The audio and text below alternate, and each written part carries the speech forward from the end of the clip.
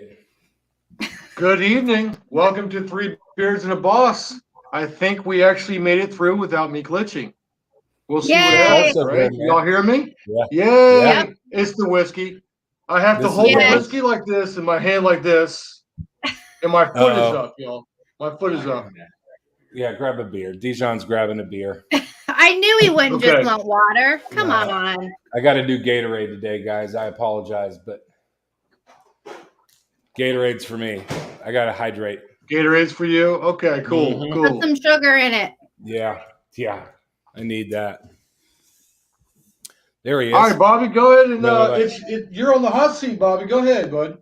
All right. Well, introducing my good friend, neighbor, retired chief from the military. Dijonn is what we call him. Sometimes we call him Dion, but this is him. We've all been kind of waiting for him. He's the guy that we've been talking about for a couple weeks, trying to get on, and he's here. He made it to my house, even. So awesome. All the way from across the street. All the way from across the street. It was a long walk, and I'm worried about him drinking because I don't know if he's going to make it back. He might safely. stagger back. Yeah, our neighborhood's not great, so we'll Shut see. up. Yeah, so good evening. Thanks for having me. Great to be here with you guys and excited to chat with everybody. So thanks for being here. We're excited. Yeah, I mean you're our first guest on our video podcast, so this is pretty exciting. And you even look Air Force. Did you know there's a look? Yeah, you look Air Force. You have good hair. Good hair. Yeah, you have great hair. I think he was an extra in Top Gun. I'm not positive. The beach scene, you guys might recall that one. Did you spike the ball? Yeah. No, not really. So many stories about in the Air Force. You know, everybody gets call signs, and a lot of the military might do that. But working with pilots for my entire career, you know, so 30 years Air Force. You know, never thought I would join. Just kind of joined a year out of high school and never looked back. Probably the greatest thing that I ever did. But 30 years in the Air Force, you know, was able to retire at 20, and I thought, you know, I made E7, Master Sergeant in the Air Force, and I thought, let me shoot for that last two stripes, which was, you know, only the top 2.5% make E8, and then only the top 1% make E9. And I had great people working for me, and I got fortunate enough to be able to make Chief E9 and then retire at 30 years. You know, around the 28-year mark, I thought, am I still enjoying this? And I thought 30 years would be really cool to do. Yeah. You know, I know your dad had a great career as well. And TJ, you did a great military stint. Becky, you're in the Army as well. But yeah, so many stories. So I was talking about call signs, right? And so Bobby and some of the other neighbors call me Dijonn. Well, when I was stationed in Germany, you know, the Germans had a difficult time, I don't know why, saying Dion. So they just started calling me Dijonn. So, you know, I just say, hey, Dijonn like the mustard. But yeah. It's stuck. It's with him. I had Hollywood was a call sign, Maverick after in my younger days, I guess. They're like, hey, little Tom Cruise, maybe resemblance. So I can't, you know, knock them for that. It's pretty much a compliment, right? So I tried to sell the Maverick thing for me when I was in the Navy. Never stuck until I got into law enforcement. But my call sign, no crap, was Pimp. That was what was on my uniform. It had, you know, my name and then Pimp underneath. That was my call sign. Oh, and I had explained that to my daughter. Yeah. My precious innocent daughter. Yeah. And my explanation and what I'm going to stick with is I used to pimp out the maintenance department. Yeah. I used to get work done. I used to get stuff done. That's why I was a pimp. No other reason. You have to explain to the layman here. How do you get a call sign? Explain this one to me. Do you give it to yourself? Okay, so no. I wish, because I would have been Maverick. No, everyone comes up with your call sign. It's mostly for the officers, the pilots, but enlisted do share. They do get into that. But your people get to give you that call sign. You might have done something stupid. Yeah, sometimes you might have done something stupid, but I'm going to stick with. They really thought I could manage the maintenance department really well. You're a pimp, so can you go from, like, I don't know, shit stain to Maverick? I mean, is that something that you could progress through the Is it like your ranking? As you get higher in the rank, I don't think anybody's calling an E9 shit stain. No. Or it's chief shit stain, right? Yeah, No. Dijonn? Yeah. Well, I wasn't Yeah. sure if you could be promoted in the call sign, because maybe you screw up a little bit your first couple years, and Yeah, those things kind of stick with you. okay, I still have Now I my know. Velcro that says it on there, because Like, I had explained that to my daughter when she saw it. She's like, "Dad, what is this? Were you pimping out women?" No, ma'am. yeah, like you said, TJ, and I have to say, like, I would hate going on a deployment with a call sign of Pimp. I mean, you know what I mean? Yeah. That could be difficult, but Yeah. Yeah. I know our call Explain sign. that to the pilots. Yeah. yeah. So our pilots were great at call signs, and so the way it worked in the Air Force was, it was a great event, right? We would have a naming ceremony, is what we called it, and so we would have this whiteboard, poster board type stuff, and anybody and everybody could put down. You would have up there who was getting named. I keep wanting to go that way. Yeah, you want to come to the I know. who was getting named, and then anybody and everybody could put down whatever you wanted. Sometimes, a lot of times, it was like shit stained turd ball, right. But then you come up with a list of 20, 30, 40, and then Friday evening in the bar, you would have the naming ceremony. There's set rules, Jeremiah Weed, which is a fighter pilot all-time favorite bottle, which is some harsh and nasty stuff. Everybody had to drink Jeremiah Weed. So there was a lot of drinking going on during the naming ceremony. And then, if they did end up with like shit stain or something, by the end of it, they did have the opportunity to buy themselves out after I don't know, after a set amount of time. Oh, that's kind of nice. They could then buy themselves out. You couldn't just call yourself Buy the beer. out. Yeah. Why didn't the Army do this? Well, Are we too dumb? Well, because one, you don't wear flight suits. You're not cool. Well, I'm not cool now because I'm in the Army Guard. you probably would have misspelled things. What did you mean to call us? Yeah, sir? those guys will take anyone, man. Did you mean turd instead of tard? Yeah. All right, fair enough. So- Fair enough. Yeah. Poor Army people. We're all important. Though, Yeah, they know how to break shit. I know. I will give them that. So tell us a little bit about the very beginning of your career, where you started, where you went to basic, stuff like that. Yeah, so I started 1985, joined the Air Force, and I came in an open general career field, and I thought, hey, I was 6.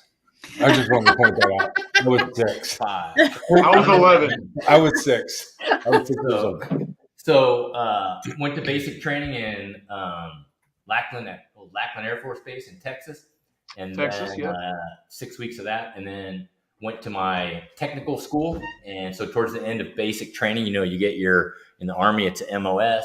In the Air Force, it's an AFSC, Air Force Specialty Code. And I got life support. And I thought, that is so awesome. I wanted to be in the medical career field. And so it wasn't until later that I found out that life support they took care of like aircrew flying equipment. And I'm like, Oh, wow. that's not medical. But, I loved it. So basically the job was taking care of pilots' flight equipment. Like I mentioned earlier, I did do primarily of my 30 years, probably 25 years was all with fighters, taking care of, fighter pilot flying equipment, which was, the tedious part of the job. G-suits, helmets, night vision goggles, joint helmet mounted queuing now, which, basically you have a heads-up display, an aircraft, fighter jet. Now this heads-up display could transfer to their visor.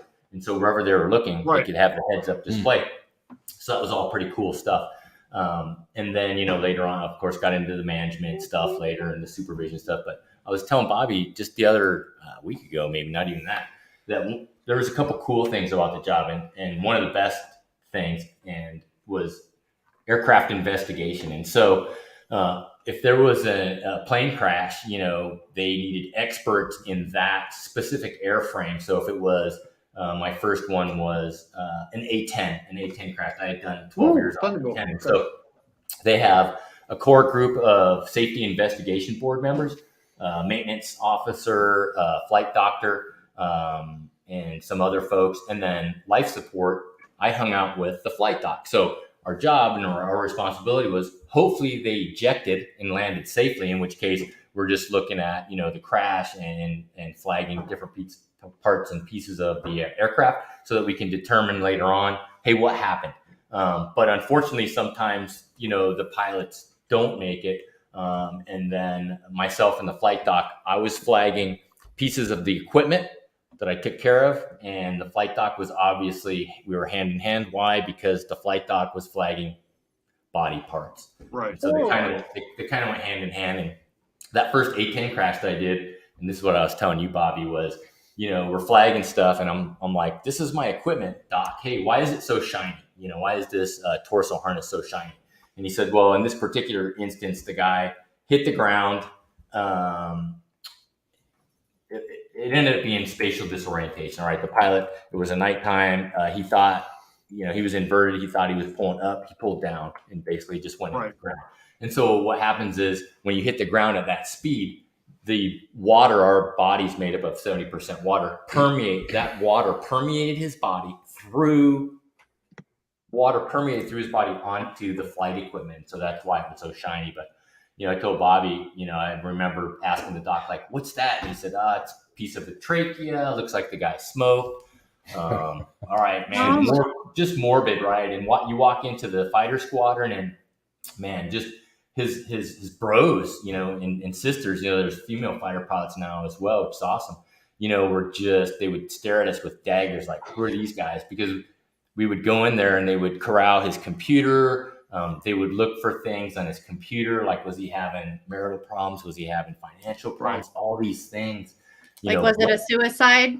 Blood work, they would want to try to generate blood work, whatever they can piece together from any of the body pieces. But so it was just a really awful situation. But so the cool part, you think about, CSI and all that. And so that's why I say it was cool. And it was cool to piece together what happened in the case of a fatality, that, hey, the aircraft was doing this and then all of a sudden it started doing this. So the guy was in an inverted turn, like I explained earlier. Anyway, so that was the cool part of the crash investigation stuff.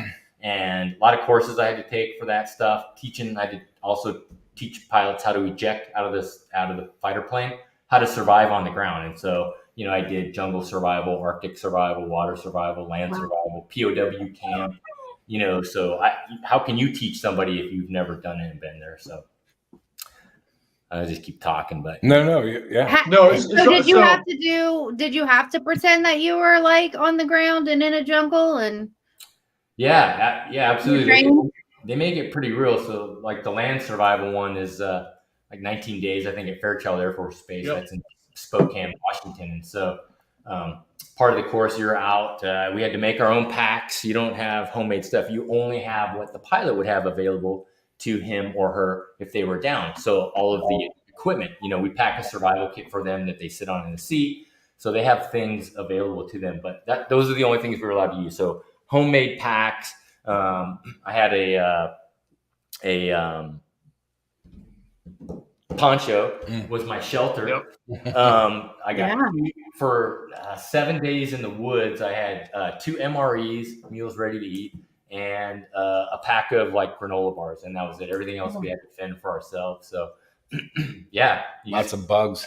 You escape and evade. The object is you have to evade to certain points, get to certain points, and then towards the end of that, you're like, yay, we made it. And then you come in and you academics and, hey, what we did right, what we did wrong. And then they're like, all right, get back on the bus. And then as we're going out to the bus, boom, boom, boom, shots, and then everybody off the bus. Now we're taken by the enemy into this prisoner of war camp.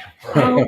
Right. So that lasted 2 days, but it felt like obviously like 2 weeks, man. That was just the worst. Did you get beat like G.I. Jane?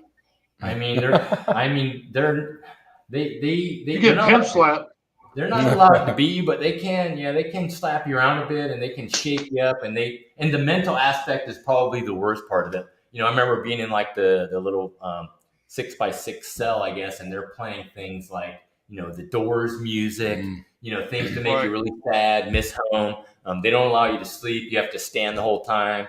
if they catch you sleeping, you get sprayed with a hose. And I remember this may or may not be good for guests or whatever, but man, bodily functions still happen, right? So they give you this coffee can, and you fill up that coffee can, and then when they take you out of there, everybody has this little plastic bag that was in the coffee can. Well, the coffee can's metal, right? It got ripped. It had holes in it. So as we're walking, as we're walking behind people, like this with our potato sacks over our heads and our sacks, I just remember feeling this wet stuff pouring down the back. I mean, I'm sure mine was doing the same in the front. If you had to take a dump, that was in there too. The ladies got it pretty bad in there. I remember one girl in her cell, as I'm standing up in my cell, like shit, don't come in here. And this girl, I ended up escaping and evading with her during the field portion, but she was pretty tall. She was like 6 feet tall, and they opened her cell door, and these guys are the enemy, right? Yeah. And we're captured American prisoners, and I just remember them saying, "Man, you are one big bitch, aren't you?" And they're like, strip down. I mean, they really demoralize you, stripped everybody down. Yeah. And sounds like Abu Ghraib or whatever. Anyway, the Navy has a 14-day version of that. We have 7 days of class work, and then you have 7 days you're out in the jungle off the coast of Florida. So, something very similar to it. They beat the hell out of you. I didn't get in trouble. I just got my ass whooped a little extra because I got sick and tired of them asking me what my mission was. And I finally said to one of the bad guys / instructor, his mama, and he beat the living snot out of me. Is that why you got kicked me in the ribs? Is that no? I didn't get pimped from that. You know what? I'll tell the story tonight. I'll tell the story why I got that name, but we'll do it. All right. I'll tell it. It's not bad. Oh, kind of. Okay. Yeah. So kind of. Arctic survival was another one in Alaska. Did that for a week out in the harsh environment, and I just remember the funny thing about that one was I made it through. You sleep in a community shelter, spoon style as we call it. We hated the person who had to get up in the middle of the night to pee or whatever. So they had to open up the hole to climb out, and everybody was freezing, right? And then you climb back in, you spoon with somebody, but made it through all of that stuff. You build your own shelter. We set snares. We caught a rabbit. Oh wow! We had rabbits too. Frozen rabbit. I think the rabbit was like in the morning. And you'd be surprised. There's people that are like, well, I'm not eating that, and man, if you're hungry, you're gonna eat anything. So I had a lot of other people's the rabbits. Heart, the bones. Yeah.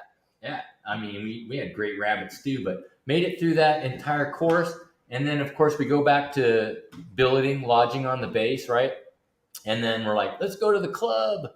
So we go to the club, have a bunch of beer, walk to the club. Well, it was daytime in Alaska. I think I was there in March, pretty cold. And then, so in the evening, I don't know, 11 p.m. maybe, I was kind of oiled up. I'm like, I'll walk back. We got driven there. Ooh. And I thought, I'll walk back to my billeting room. It's only half a mile. I don't know. But, so I'm like stumbling along. I'm like, at first I start out good. I'm warm, oiled up, right? Yeah. And about halfway through, I'm like, I'm really cold. And I'm getting damn cold. So then I start running, jogging, drunk jogging, back to my billeting room. And I get back and my fingers, my hands are numb. My face is numb. Anyway, so I ended up with like frost nip. It wasn't classified as frostbite. You got frost nips the first stage, then frostbite, and then frost burn. But so I ended up with frost nip on my ears, my fingers. So now anytime that it's cold, when you get frost nip or when you have that stuff, frostbite, my ears hurt, fingers hurt. But I made it through the course fine. With nothing. Yeah.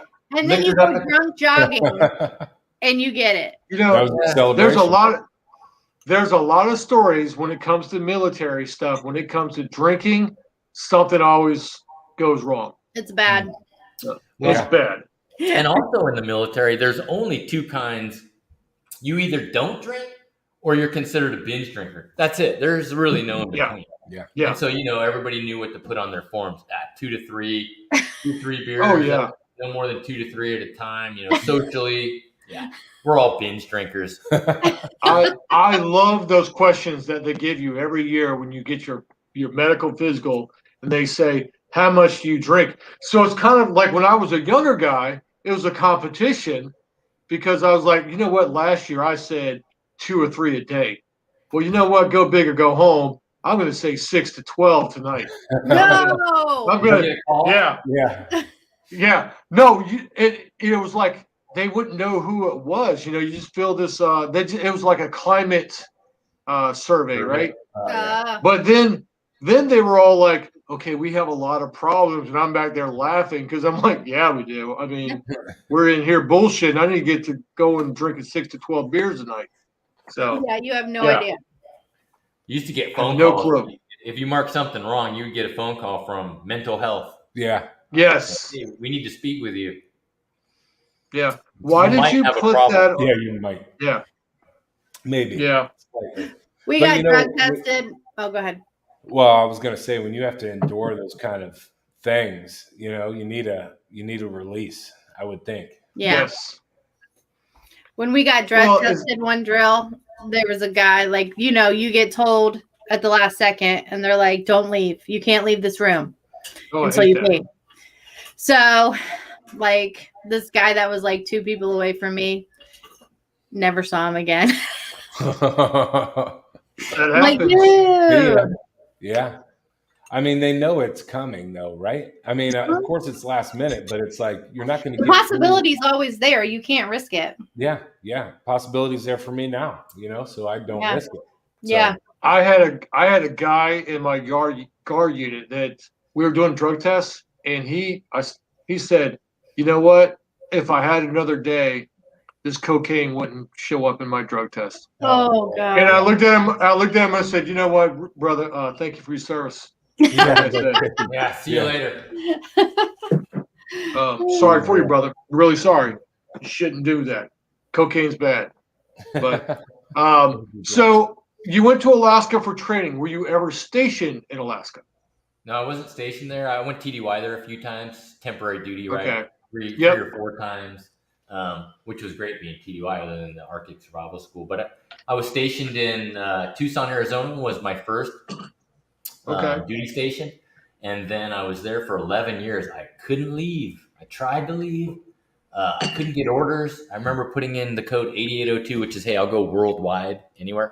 Right. Didn't get anything. And then finally I got hit with, which it was called command leveling. Hey, there's too many of you at this base in this career field, and we're going to move some of you to another base. And that's how I ended up leaving. So wow. So from there I went to Where'd you end up going? Mountain Home Air Force Base, which is Mountain Home, Idaho, which is about 40 minutes south of Boise. It's a great little high desert, great little spot.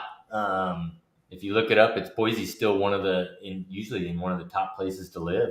Yeah. Top 10, I think. So after that, I went to Mildenhall, RAF Mildenhall in England, which was about nice. 2.5 hours north of London. And then from there back to, Wichita Falls to Shepherd Air Force Base. And then from there to Luke Air Force Base, so back to Arizona, Phoenix. That was in Phoenix that time. Then I got orders from there to England. So that made my wife happy. That's where you met her, right? Who's English, British. I met her when I was stationed at in 2004. So we got orders to England. And I thought, hey, don't tell your parents yet, because as anybody in the military knows, anything can happen, And so sure enough, somebody got promoted, and so they just kept that person there, which canceled my orders. So luckily the chief called me from Europe. He's the chief of all of our career field in Europe. And he said, hey, Dijonn, I got a spot for you in Germany. Do you want to come? And I said, heck yeah. So went to Germany, went to Spangdahlem Air Base in Germany, Bitburg, Germany, just outside of the Belgian-Luxembourg border. It was awesome. So we spent almost 5 years there and then came back to Wright-Patterson. So, which was a non-operational. Yeah, it was a non-op. So I made chief over there. And after my deployment, deployed over, Iraq, Afghanistan, a bunch of other places. I was telling Bobby, went to Egypt, went to all of the camps in Afghanistan, everywhere in Iraq, plus some other places, like I mentioned. But so coming back, they said, "Hey, Dijonn, there's you and 2 other chiefs. You guys are." They gave us the shittiest. Here's your 3 choices: shittiest places in the Air Force: Cannon Air Force Base in New Mexico, Clovis, New Mexico. Sorry if anybody lives there. Clovis. It's all right. Little Rock, Arkansas, which the place was good, but the mission was terrible. And the other one was Wright-Patterson Air Force Base here in Ohio. And so I knew I could outweight the other 2 guys. They had to return from overseas before I did. And so I remember I advertised for a job in Whiteman, Missouri, Whiteman Air Force Base, Missouri, Knob Noster, Missouri. I didn't take it, and so I thought, well, I'm coming back to the States. So sure enough, one of the guys got Cannon, the other guy got Little Rock, and then I got Wright-Pat, and I thought, we don't even have any jets there. What is it? It was a brand new assignment for a chief to oversee all of acquisitions and sustainment for our career field for the entire Air Force. So I'm like, wow. So it was good and bad. So the cool thing was it was new ground, so I got to do a bunch of stuff. The bad thing was, now as a chief, hey, I finally made it kind of thing. Everybody, if you're at a normal base that has a lot of military enlisted and stuff, they know, oh, there's chief, But Wright-Patterson is predominantly civilians, just like the other big civilian depot. So the other big bases, Robbins Air Force Base, Tinker Air Force Base, Hill Air Force Base, huge civilian population. Well, there's very little enlisted. They don't know what a chief is. This one colonel, as I walk into these meetings saying, all right, what's going on with these programs? Here's what I'm, going to do. And this colonel came up to me later and said, Dijonn, I had so many civilians come up to me and said, what is this guy? Who is this guy? Not just who is this guy, but like, what does this, they're asking me, what does this mean? What do all these stripes mean? Yeah. We've never seen that before. So then he explained it to him. So we had a good laugh over that, but it was always a constant struggle. I remember one civilian, GS-15, which is the equivalent of a colonel, but they don't wear a rank, but they would have this. They would wear this eagle, which I thought was kind of gay, if I could say that. Alternative. I think that's what my brothers will say. They needed validation, and he told me I had to call him sir, and I said, well, I don't. If you can show me that in a reg, here it is, I'll let you thumb through it. And I said, I'll call you sir if you find it. And that was the end of that. So he was Jim after that, Jim. So that assignment was good and bad, right? So that laid the foundation for my civilian. Now I'm a GS-13 out at Wright-Patterson Air Force Base as an acquisition program manager, which I never would have got had I not, been at Wright-Patterson. So yeah, was nobody, I got offered the 8th Air Combat Command at Langley, which was the most prestigious fighter command, right?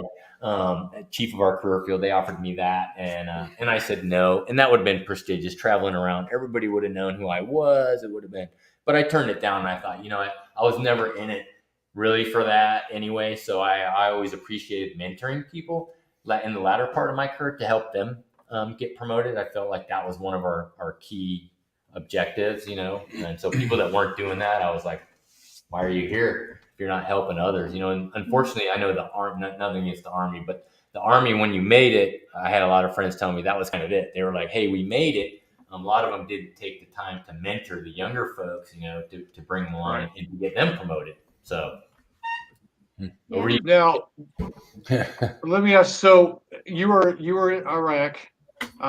Were you at El Asad Air Base? No, I didn't go to Al Asad. I was Ali Al Salim. I went to Kandahar, Bagram, some other FOBs. What was the one in the main hub that you had to fly into? Gosh, man, I don't know. Yeah. Obviously, I don't know. Qatar. Is it Qatar? Al-Udeid. Okay.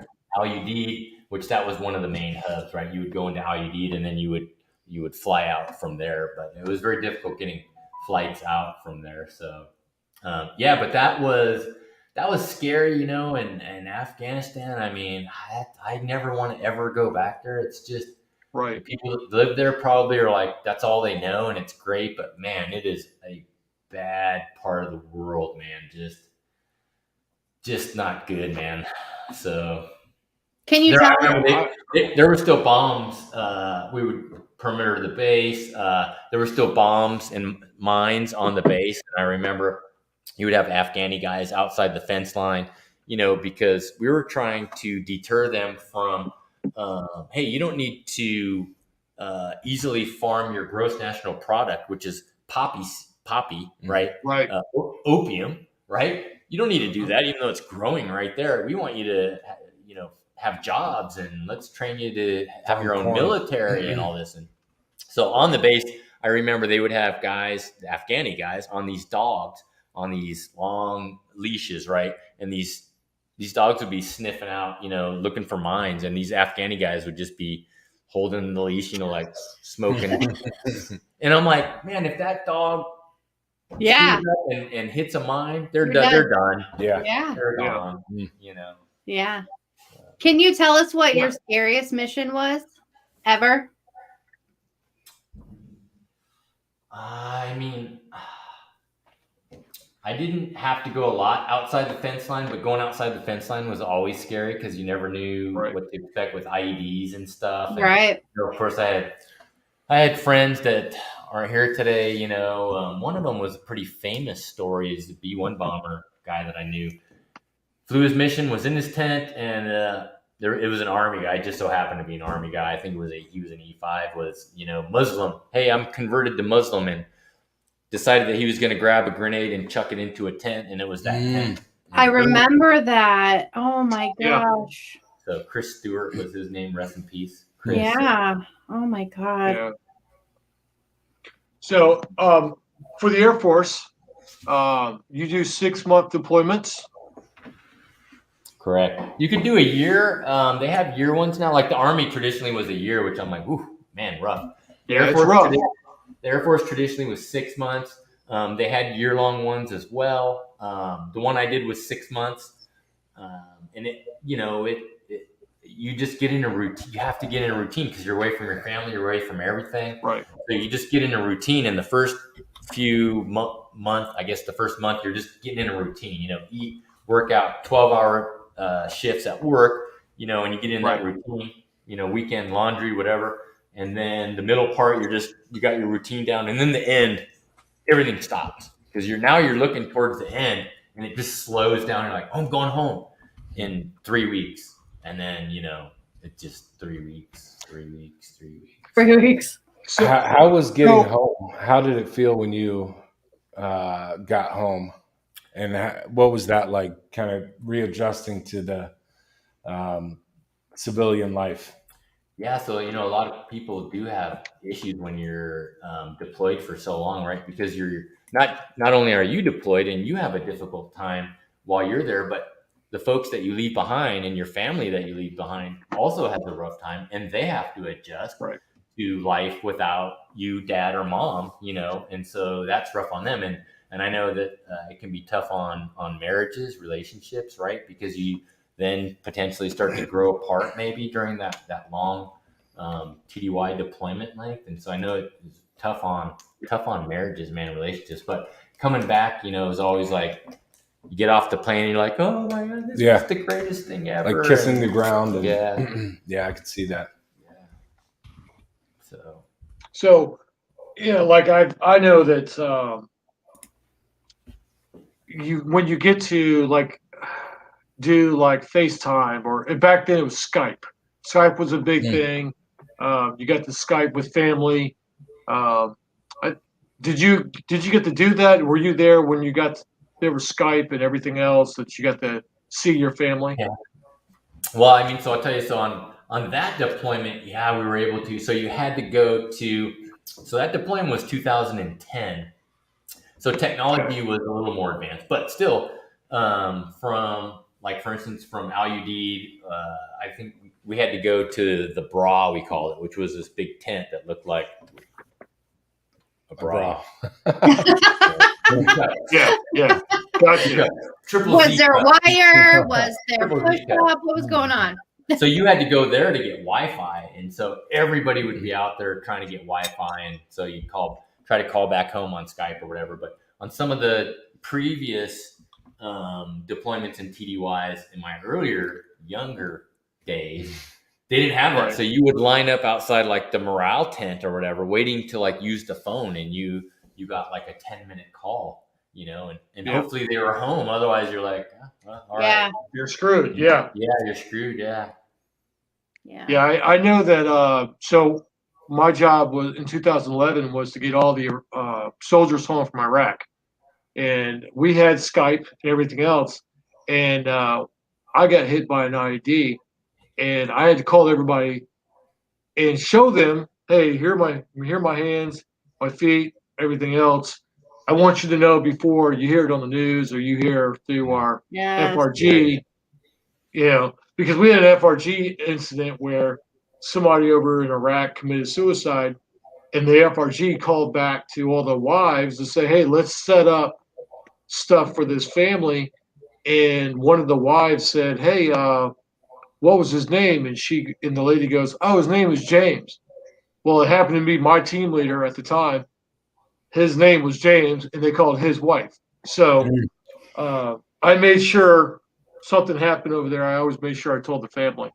So, yeah, but I think technology and communication is such a wonderful thing because, before all that, it was letters, and letters take forever. Yeah. And a knock on your door from a chaplain. Yeah. Right. Which they still do. They do. Yeah, they do. But so all the places you've been, what was your favorite? Man, I have to say, like, all of them were good, right? And so I know that people would say, oh, this is a terrible assignment. Well, it's only terrible if you let it be terrible. I mean, there's good things about everywhere that you go. But I guess, obviously I met my wife in England. So that was great. And then probably our best assignment was Germany after that. Germany was beautiful, man. So many places you could travel to, right, from Germany. Right. I mean, the vacations we had that our two girls were young then, so they don't remember any of these. We went to like Lanzarote, Tenerife, which are part of the Spanish islands, Gran Canaria Islands, Tenerife, Lanzarote, Greece, Italy. I mean, and I'm like, hey, girls, remember when we went? They're like, no. I'm like, oh, well, you had a great time. You guys had a great time. You were smiling. You had a great time.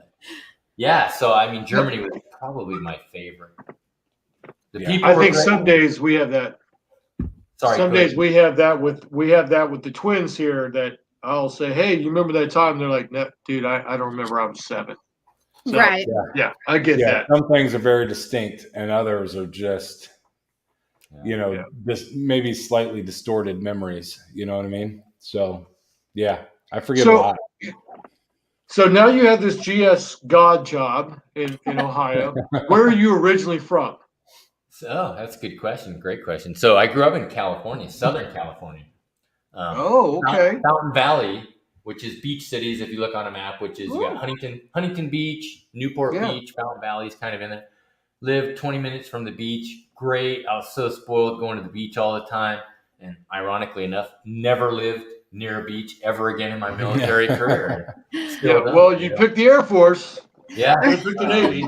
Should have picked the Navy, yeah.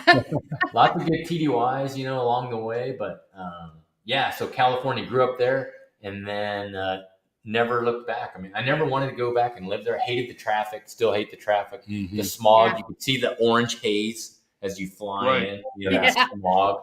But again, good and bad about every place, right? Midwest, I'm like, man, I never thought I would live in the Midwest, and here we are in Ohio, I mean, so. Yeah, I know. Sorry. I remember my wife saying, Ohio, is that near a beach? And I said, well, it's near a big lake. Yeah, we got big lakes. Yeah, so. I have a question for Dijonn and TJ, actually, because you guys have been around a lot of planes, obviously. And this is a question from my son, Connor. He wants to know what your favorite plane name was. Like a plane that you saw, that you were on, that you experienced, but what was the favorite plane name? All right, go ahead, Dijonn. So, more stories, but I have, I'm preferential to the A-10, which is called the Warthog, A-10 Thunderbolt 2, affectionately known as the warthog, right? And the Army loves the A-10 because the Army is the one that loiters over the ground and protects, them with that 30 mil, cannon. But I had, I was fortunate enough again because of my career and because of working with the pilots that I had a bunch of F-16 rides.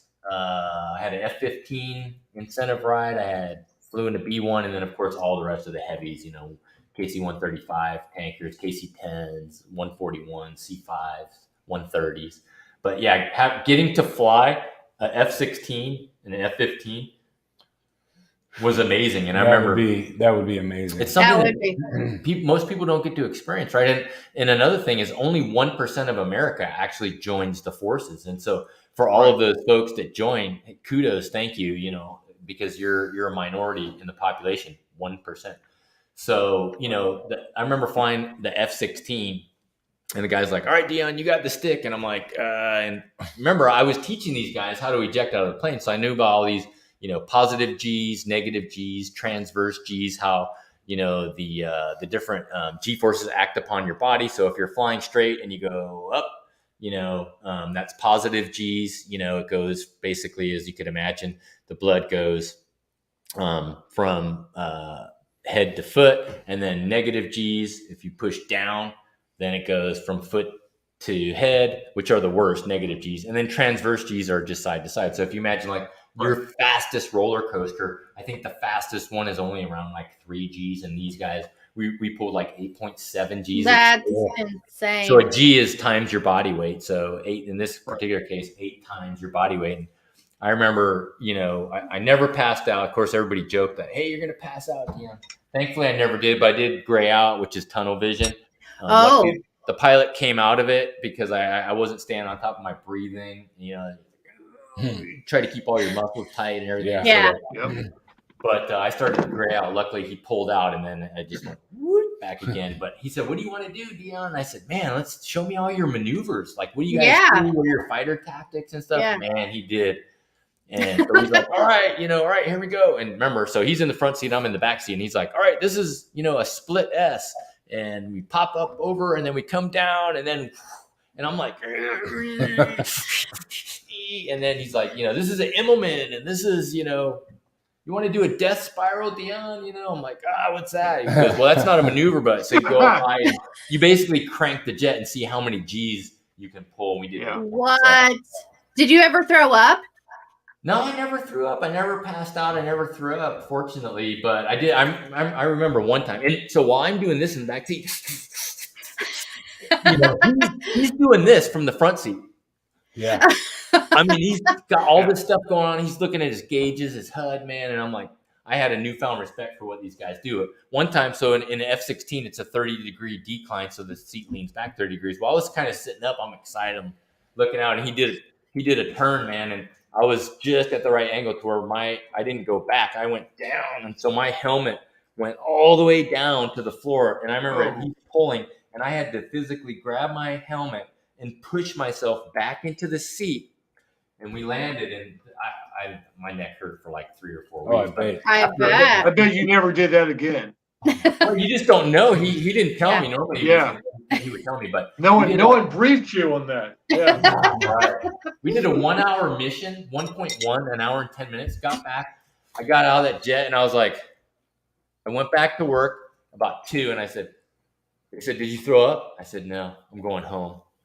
I felt like I had run a marathon. I'm telling you. I went home and I went to bed. And these guys do this every day, guys and gals, right? Every day. So I really had a newfound respect for these guys that are protecting our skies, Yes. So, yeah. I love the F-18. So as a crew chief, well, you guys call them crew chiefs. We call them plane captains in the Navy. If you got plane captain, you got to go in one of the trainers of the F-18s. Now, he wasn't as kind as your pilot. When I started to gray out, he just said, screw it. And he did some funky stuff, and I'm snoring. But love the F-18. I got to go flying a lot of missions on land. I got to go we were off the coast of California, and we did a carrier landing at night. And it's storm. What? So that was pretty sweet.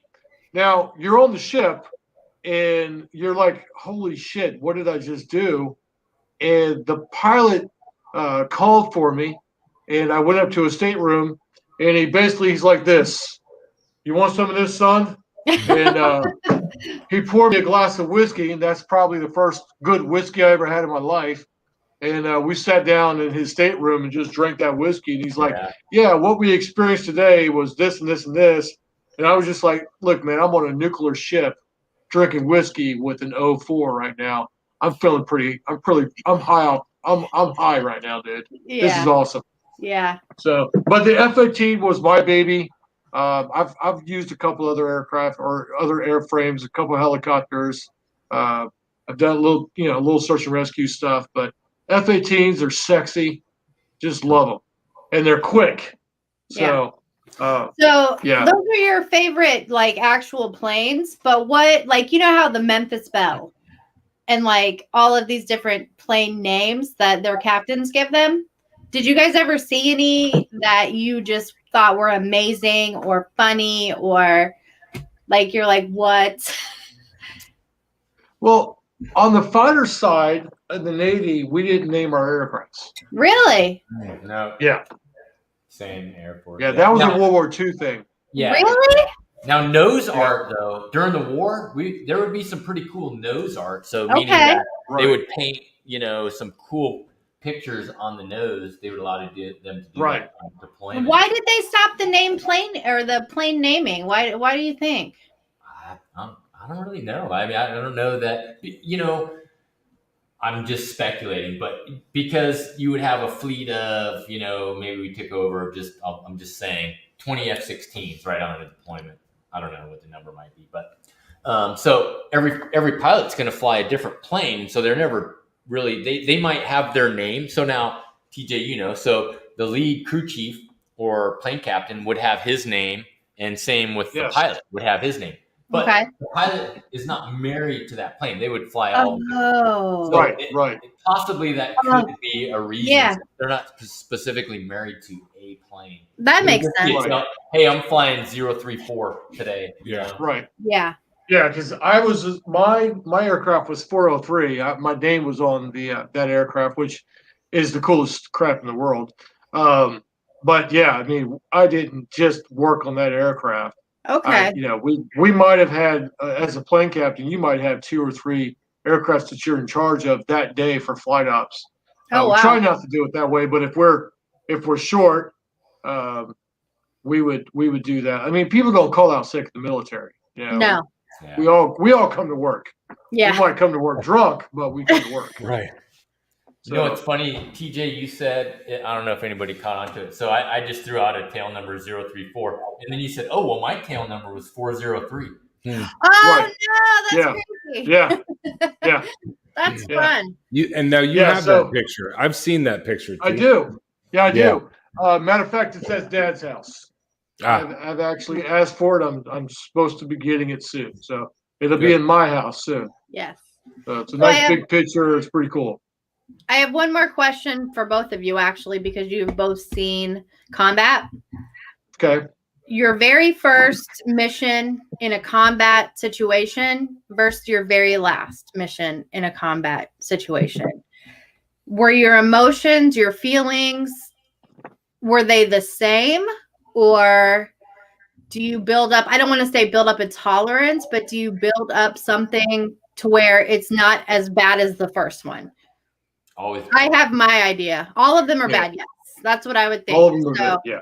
So you don't go in with any different feelings or apprehensions. I mean, because you never know what's going to happen, correct? Like, right. You just, so. You get a little bit more jaded, I think. You get a little bit more jaded for the people. Okay. I know when I got hit, I became real jaded towards the people of Iraq. I started trusting them less. The only Iraqi I really trusted was my interpreter.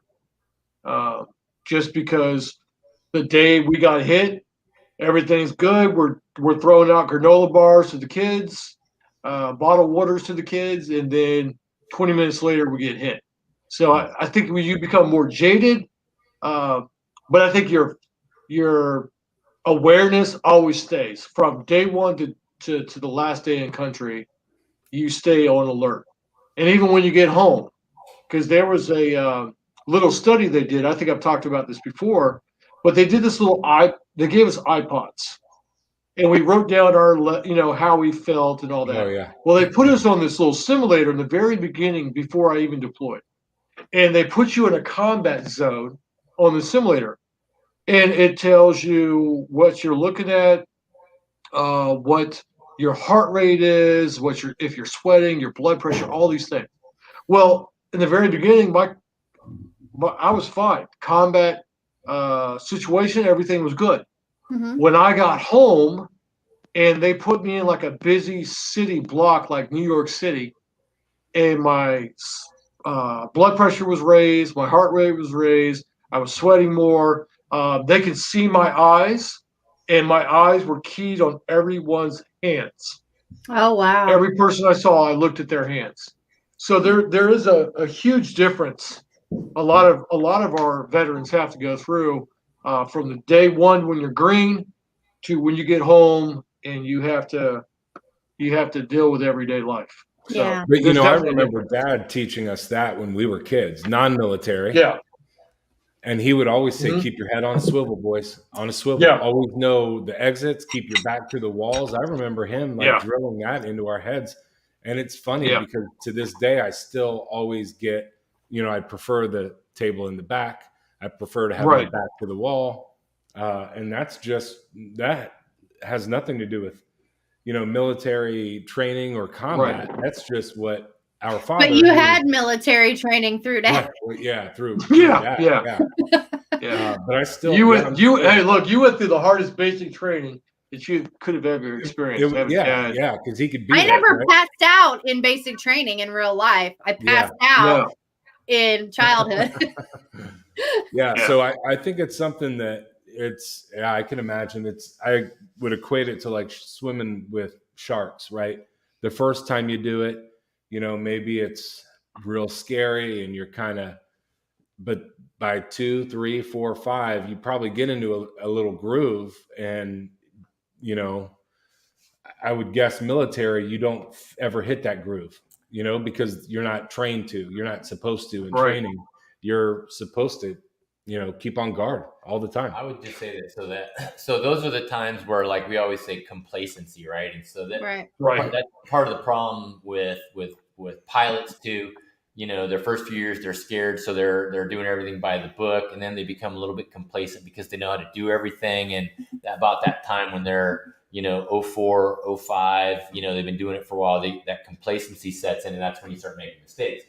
And the same thing on deployments and stuff. You stick to your routine. You're like, all right, but you become a little bit complacent. Like, hey, nothing's going on, and all of a sudden you walk to this. This didn't happen to me. This happened to a friend of mine.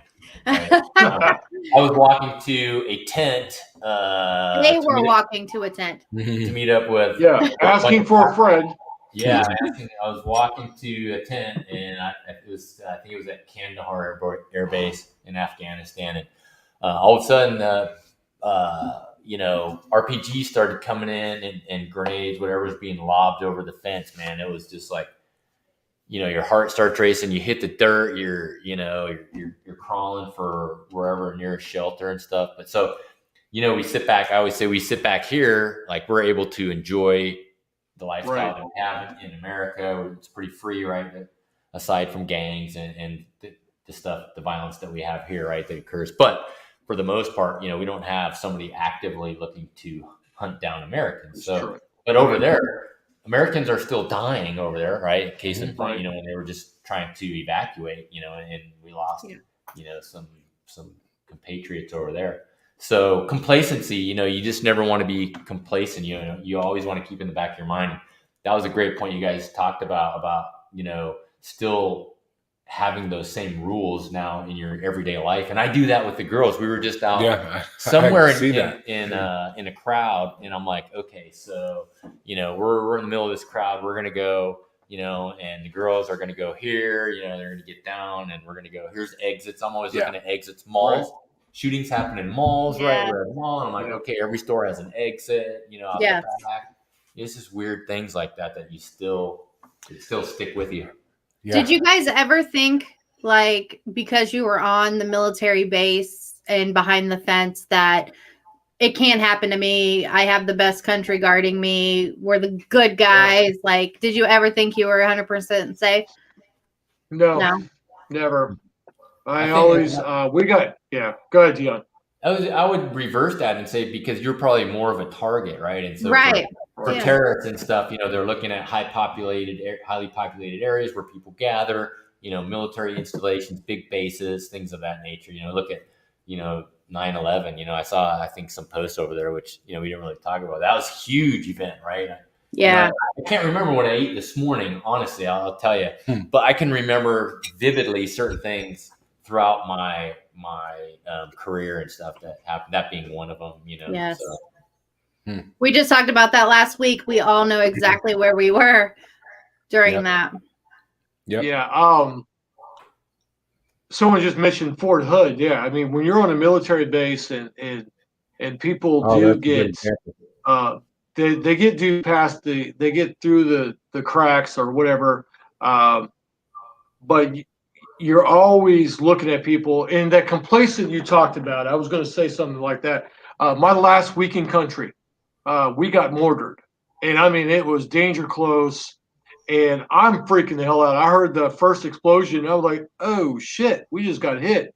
And then the sirens started going off. So I'm trying to wake my roommate. I'm like, bro, we're getting hit, and it's danger close. And I look outside and I could see the spark come up from the explosions when they were hitting.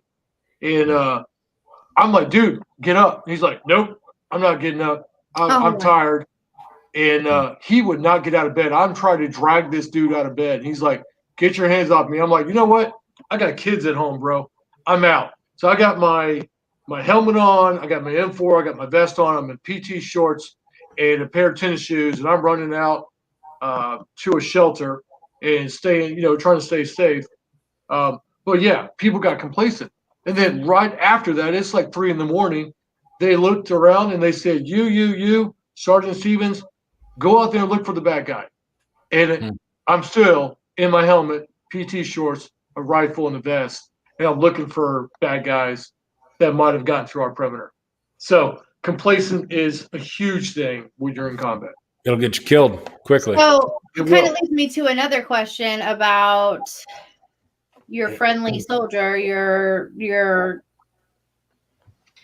the people in your unit or the people around you, because there is such a high level of, wartime PTSD, which has created a lot of different violences and, back home. Did it make you guys more vigilant against your peers, like to watch for like red flags or signs that they could be potentially dangerous to you because of what they were experiencing and they weren't prepared for it? If that makes sense. Yeah, I think that's like a daily thing where you try to, keep an eye on those folks around you, your unit and stuff. And even now, the people that you work with, right? Hey, if somebody's having a difficult time, whatever it may be, it doesn't have to be a military situation. It doesn't have to be deployment, doesn't have to be PTSD. It could be anything traumatic, marriage relationship issues, financial issues. I was in Phoenix, and this one guy, I was living in an apartment complex and talking to this I was a E8, talking to this guy next door. He was an E5. There was another guy, E4, E5. They came over. We'd sit on the little patio, have a few beers, and that one of the guys ended up hanging himself. Not the guy next door to me, but the other guy. I'm like, oh, man, I saw that guy last week. Well, hey, was there anything? And I'm like, no, we had a few beers. He seemed all right. But that you just don't know unless it's the people that are closest that are the ones that need to keep the watchful eye and say, man. Right. But sometimes they say that those people that are really, truly serious about committing suicide, you're just not going to know. They don't tell anybody. They're going to do it They right. don't want anybody to stop them. Those people that are scared or they want help, they're going to kind of reach out and kind of let you know a little bit. So you just hope that there's always help out there, even if it's just an ear, until you can get the right person for them to talk to as chaplain. I was a first sergeant for a while, as well, when I was in England. So you deal with a lot of issues in the first sergeant role, which is, the enlisted, the first sergeant in the Army is a rank, but I think you guys have the same in the Army. This first sergeant was the lead enlisted, not the highest enlisted, but, for not just bad. I don't want to say any bad problems that arose, but it could be good too.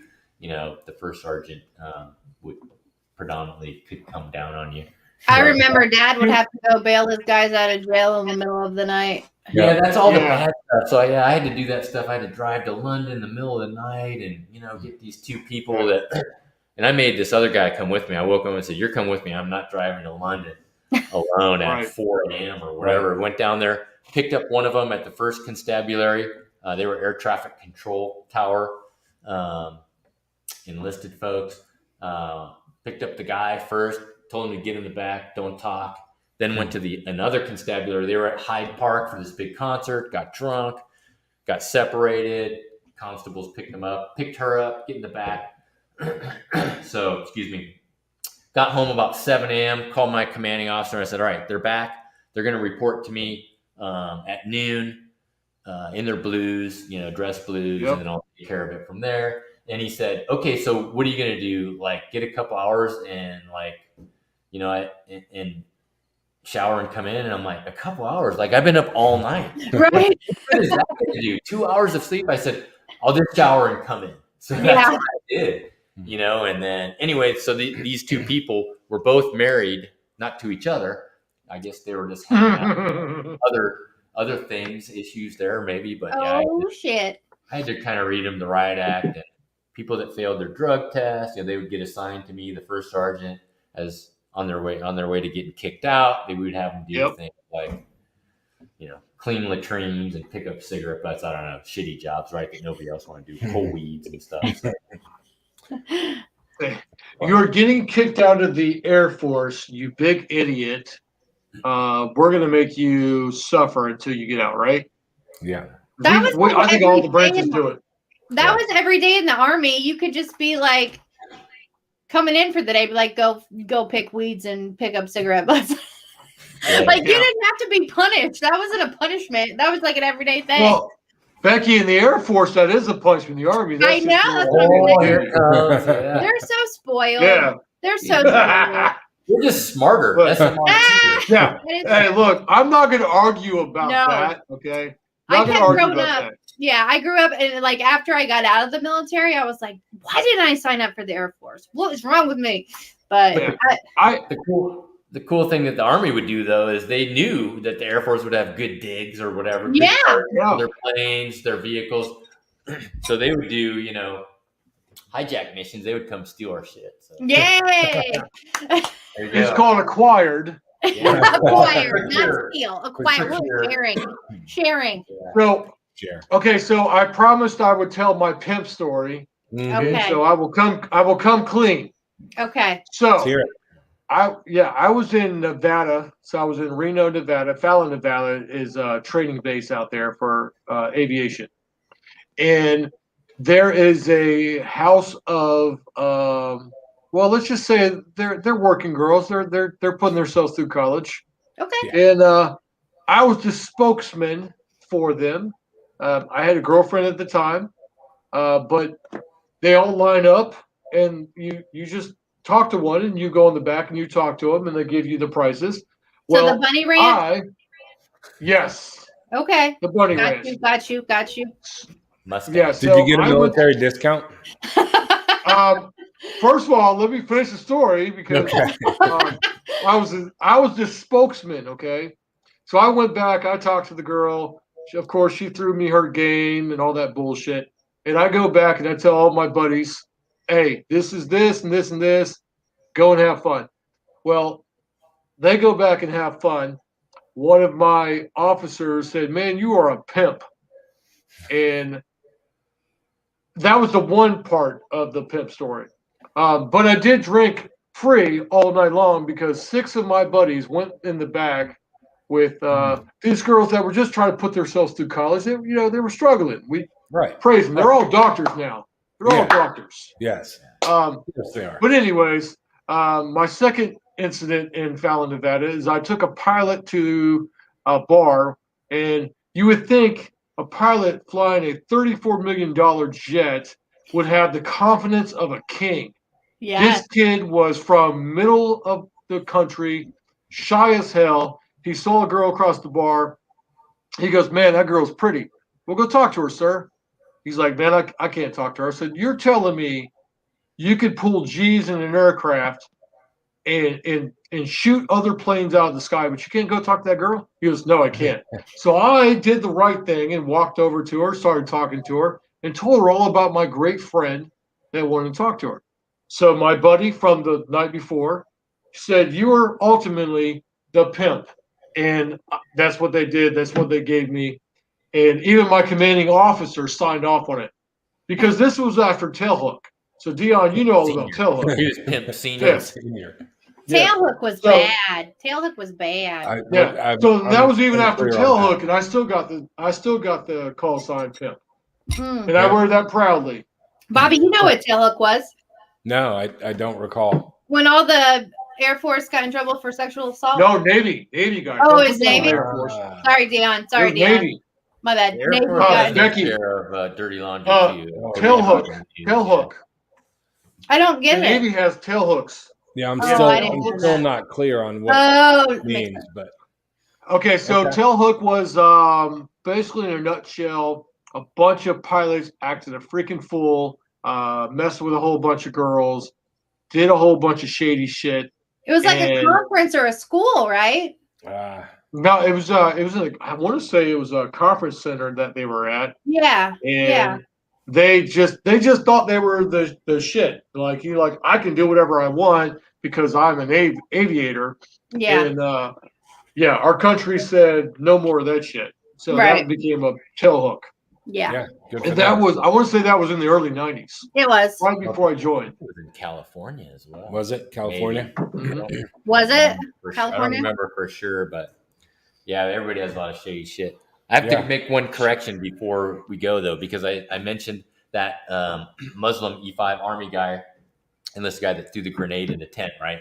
And I mentioned Chris Stewart. Well, it wasn't Chris Stewart; it was Major Greg Stone. So that's what I was like double checking it because I'm like, wait, that wasn't right. So Chris Stewart, B1 pilot, who actually wrote a couple of books, pretty good. Bones, I think, is one of them. Anyway, the guy who passed away was Greg Stone. Anyway, so Greg since we're on film, I need to make that. Yeah, correction. yeah. Right. We Being respect recorded. that. Nothing, So nothing to do with Tailhook. You're good. Tailhook. Yeah. Hey, Tailhook. Dion, do you think you can come back and do another show with us? Yeah, it's up to you guys. Yeah. Sure. Yeah, Yeah, be great. definitely. And I just want to say Brian hasn't been on the show in the last 2 episodes. And it's because Brian works very hard, and he's on the West Coast, and there's some days where he can't be here. And he was going to bring our sports to us, and Bobby doesn't have sports for us. So What? No, And We I don't try to do watch sports. So Brian and I were try gonna to watch talk about football. fantasy stuff, but You can't talk fantasy football. we could have, but we won't because we're Okay. already an hour. We in. won't. We'll do it next time, Yeah. Dion. Maybe next time we're Yeah. on, we'll talk our Let's talk about people's drafts and how they're feeling. Yeah, let's do Yeah. it. Maybe we do that So- next week. When's Brian coming back? I think he The said 29th. I don't know, we'll have The 29th. 29th. 29th. Okay. Maybe 'Cause he's maybe out of we'll town. maybe we'll have Dion come back the 29th and we can all talk football because I'm going to Yeah, stop heck his yeah. box by then. I'm sure. Oh yeah, we play this weekend. Yeah. This week, Him Who's and I play we? each other this week. Who? What? Teams? Bobby and I play we play Fantasy. fantasy league together, right? So he and I play each other. Our teams play each other. Well, who are your guys' teams? Yeah. Well, we're going to save that for next week. Yeah, we're not going to talk about Okay. that. Okay. Okay. Otherwise, Only yeah. thing I will ask is, did anybody pick up Brady? Yeah, Shannon. Good And- job. And Brady scored Shannon like 60 points this week. Yeah. last week. Yeah. Yeah. It was Yeah. insane. Yeah, he's still got it, buddy. He still has it. And I will say this about him. Last year, the very beginning of the season, and the reason I couldn't stand Brady before, but Tom Brady did something very bold and very brave. He said that if anyone kneeled on his team, that he'd walk away. And I just thought that was really honorable to do. And I started watching him. He loves his family. He loves his dad. So now I have a whole new respect for him. And plus, he got the Super Bowl ring after 1 year of playing for Tampa. Yeah. Go. Did anybody on his team kneel? I don't think so. No. I don't think so. When the top paid NFL player tells you that he's going to walk away. So he didn't have Colin Kaepernick or whatever his name is on there? Yeah, we'll have to talk about that knucklehead some other time. That's a whole show. That is a whole show. Yeah, it's a whole show. Because I have a different viewpoint than probably TJ has on that guy. But that'll have to be a whole new show. Okay. Oh, Jesus. I might have to get me a bigger bottle. Is that what you're saying? Yeah. I'm going to have to learn me some stuff. Get you the good stuff that week. Try some Tullamore Dew. Oh, yeah. Oh, you know what? I almost bought that tonight. With some Powers. Yep. Powers is really good. Yeah.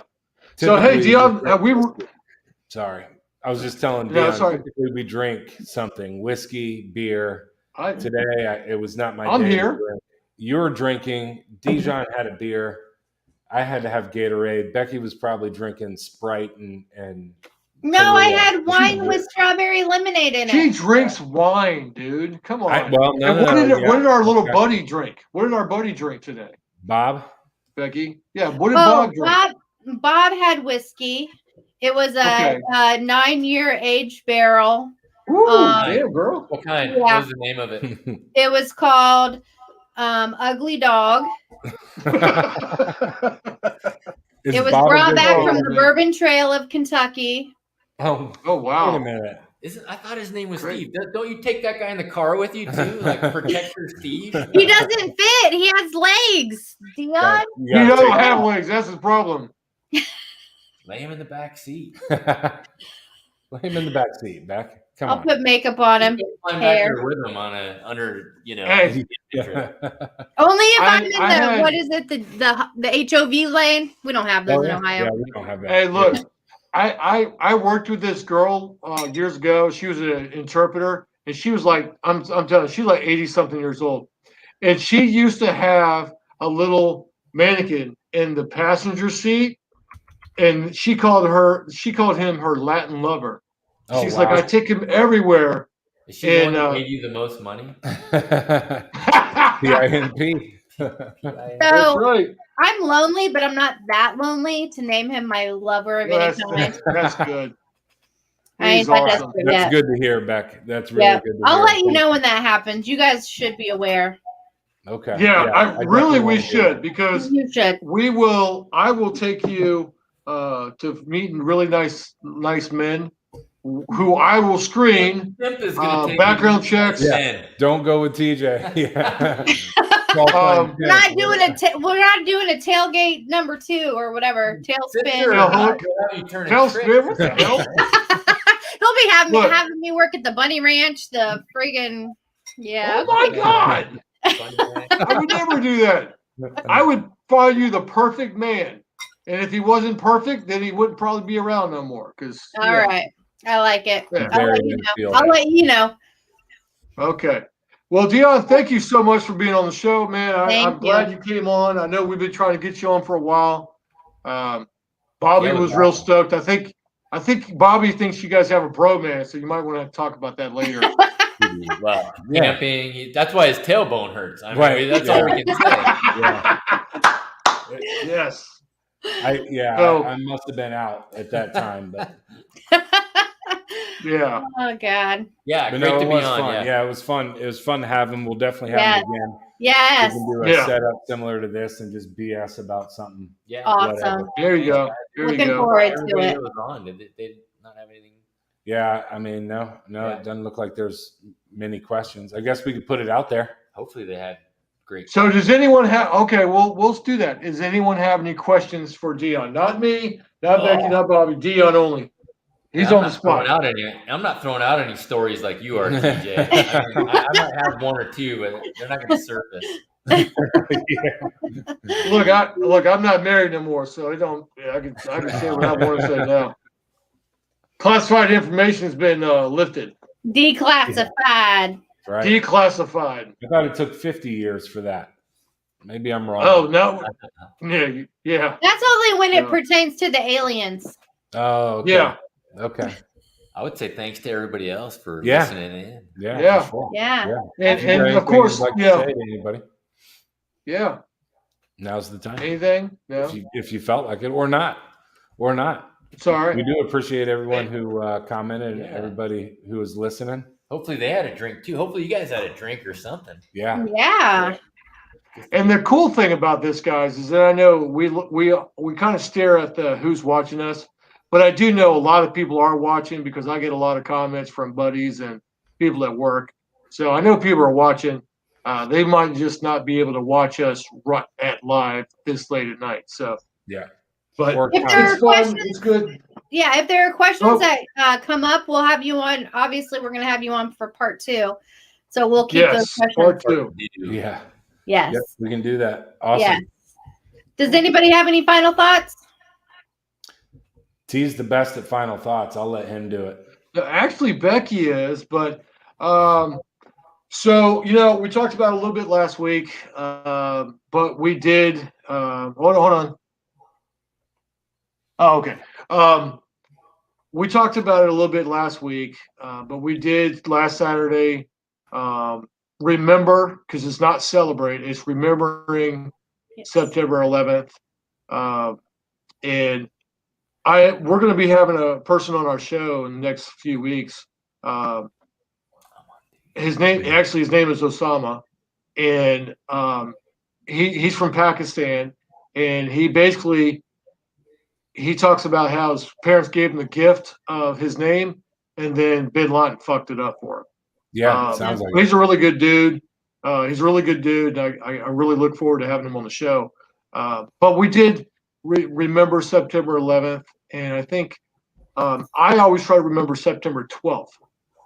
I try to remember that when we became Americans again, and we just need to get back to that. We need to, you should have the freedom to think and do what you want as long as it doesn't violate the values of this wonderful country that we've, at some capacity we've all served. So that's my final thought for the night. Good deal. Awesome. So, all right. Dijonn, you don't have to say you love us, but we always end our show with saying we love each other. I know that'd be kind of weird. I know you're just look at Bobby and say I love you. Yeah, rub his head. He likes that. My head on the nightstand, man. Yeah. So, all right, guys, I love you. Have a great night. Love you, guys. Love you. Thanks. Bye, Have a guys. great one, everybody out there. Yeah. Have a good evening. Bye-bye.